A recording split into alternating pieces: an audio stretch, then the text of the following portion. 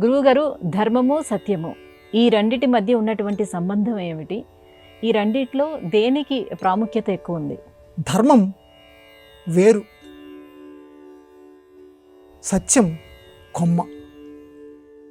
ఇప్పుడు మనం చెప్పుకోవచ్చు, ధర్మం అంటే వేరు ముఖ్యమా, కొమ్మ ముఖ్యమా అంటే ఎవరైనా సరే వేరు అనేదే ముఖ్యం అంటారు. ఎందుకంటే వేరు గనక లేకపోతే చెట్టు అనేదే లేదు కదా. కాబట్టి ధర్మములోంచి మొలిచినటువంటిది సత్యం. సత్యం కూడా గొప్పదే, సత్యాన్నాస్తి పరం ధర్మం. ధర్మానికి సంబంధించిందే సత్యం కూడా.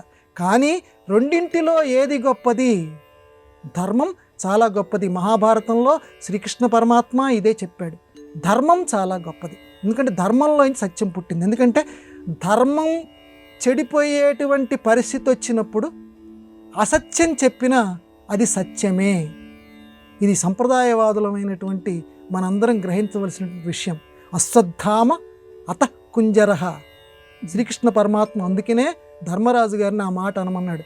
ధర్మం నశించిపోయేటువంటి సందర్భంలో అసత్యం చెప్పినా అది సత్యంతో సమానమవుతుంది. కాబట్టి మహానుభావ, ఇప్పుడు అసత్యం చెప్పినా తప్పు లేదన్నాడు. అలాగే అర్జునుడు, నా గాంధీవాన్ని ధర్మరాజు గారు నిందించారు, ఇప్పుడు నేను ధర్మరాజు గారిని చంపవలసిందే అని చెప్పి కర్ణపర్వంలో చెప్పినప్పుడు కూడా శ్రీకృష్ణ పరమాత్మ ఇదే మాట చెప్పాడు. అసత్యం పర్వాలేదు నాయన, కానీ ధర్మాన్ని నిలబెట్టాలి. ధర్మం నిలబడేటువంటి సమయంలో అసత్యం చెప్పినా తప్పు లేదు. కాబట్టి ధర్మము సత్యము ఈ రెండింటి మధ్య గనక తారతమ్యం గనక మనకి వచ్చినప్పుడు రెండు ఒకటే, రెండు బాగా సన్నిహితం కలిగినటువంటివే. కానీ ప్రథమ స్థానం మాత్రం ధర్మక్షేత్రం. ధర్మక్షేత్రే కురుక్షేత్రే, సత్యక్షేత్రే కురుక్షేత్రే అనలా.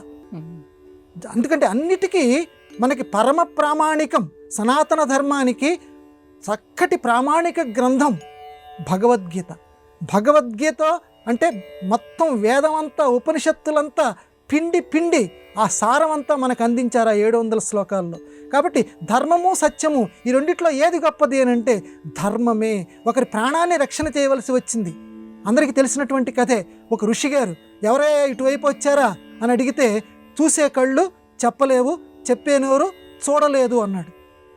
తప్పించుకోవడానికి ప్రయత్నం చేయాలి, ఎందుకని నేను సత్యమే పలుకుతాను అని చెప్పి ఇదిగో ఇక్కడ దాక్కున్నాడయ్యా అని చెప్తే అక్కడ ప్రాణి చనిపోతున్నాడు. కాబట్టి ఒక ప్రాణి చనిపోయేటువంటి సందర్భం కనుక వస్తే అసత్యం చెప్పినా తప్పులేదు, అది ధర్మం. కాబట్టి అయితే ప్రతి చోటనే అసత్యం చెప్తానండి అది ధర్మం అని కాదు. కొన్ని చోట్ల చెప్పారు, చకిత గోకులాగ్ర జన్మ రక్షణ మందు ప్రాణవిత్తమాన భంగమందు. భాగవతంలో పోతన గారు చెప్తారు, ప్రాణం పోయేటువంటి సమయంలో, ఆపదలు వచ్చినటువంటి సమయంలో, గోవుల్ని రక్షించేటువంటి సమయంలో, వివాహాలు కుదిర్చేటువంటి సమయంలో అసత్యాలు ఒకటి రెండు దొర్లినా తప్పు లేదు, అవి ధర్మంతో సమానం. కాబట్టి ధర్మం మనల్ని రక్షిస్తుంది.